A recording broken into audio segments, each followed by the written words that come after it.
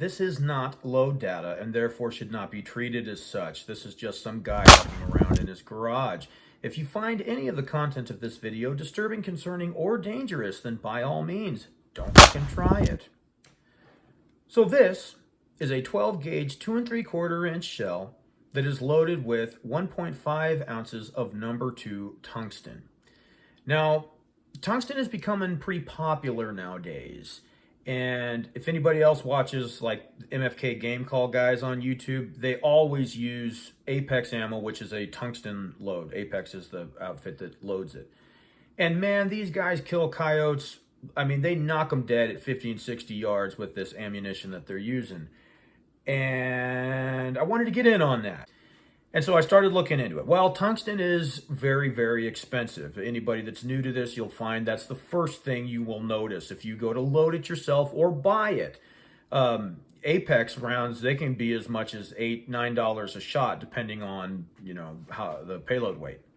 Anyway, so if you want to buy some tungsten, which you can buy from a couple of outfits, I bought a 2-pound bag of tungsten for $100 shipped or so. It's $48 a pound, which let me show you what that looks like.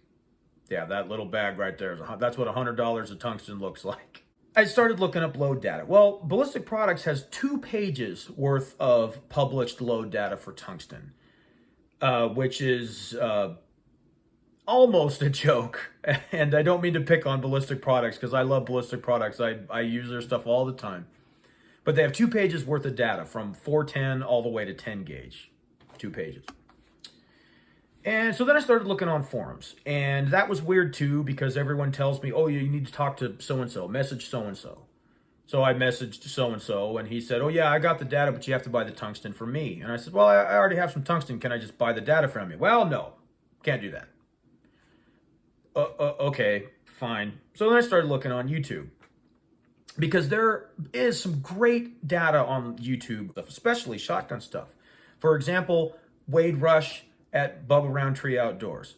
I've been watching him for years. Wade, if you come across this video, man, thank you guys so much for everything. I greatly appreciate all the stuff you guys do. You guys always give us the powder, the data, how much powder, what wad, all that stuff, and you give us a whole breakdown. It's great. Thank you guys.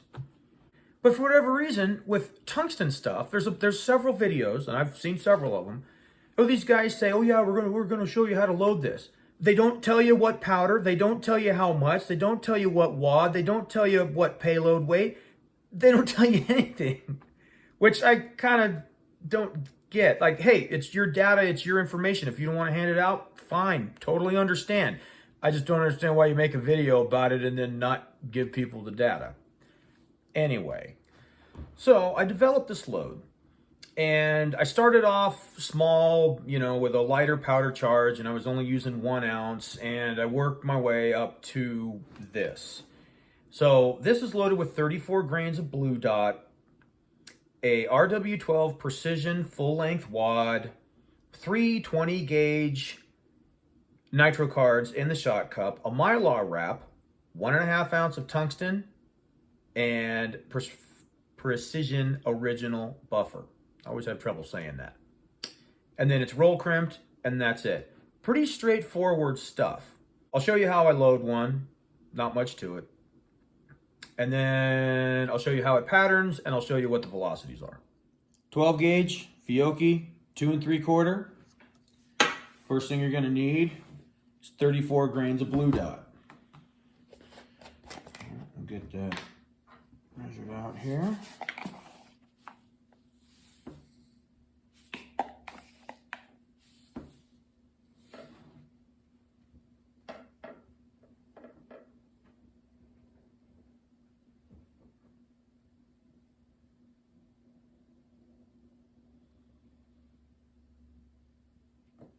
All right. 34 grains of Blue Dot.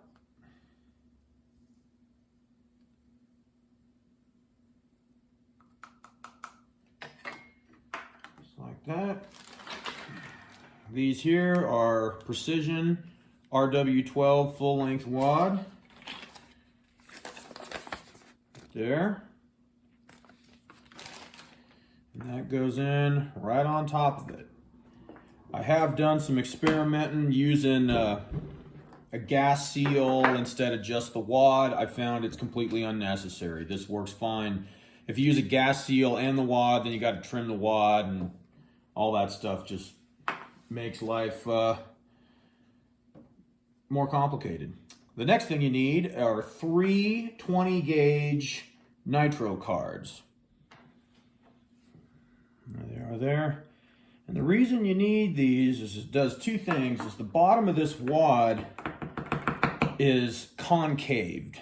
And so this does two things. It flattens it out and brings the shot column height up higher. Like that. And the next thing we do is we weigh out 1.5 ounces of tungsten #2. And I've found that you really need, with #2 anyway, you really need at least 1.5 ounces. Look at that, 1.517. Because there's 54 pellets in 1 ounce. So you have, I believe, 81 with 1.5 ounces. And that's getting better, because 54 that's not a whole lot of pellets going down range. So these are Mylar wraps. I don't know if you can see those. And what I do is I cut them in half long ways. So I get this little strip here. And anyway, you fold these up. You put them in there. Push them all the way down, and it comes right to the top of that wad. Then you put your shot in there.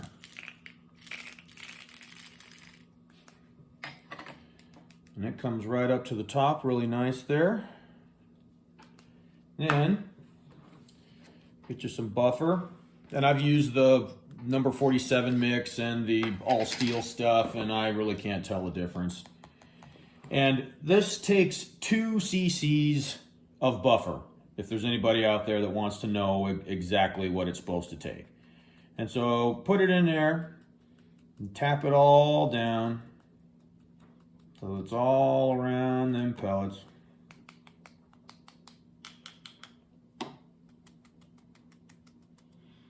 And you see them, they start kind of coming to the top there.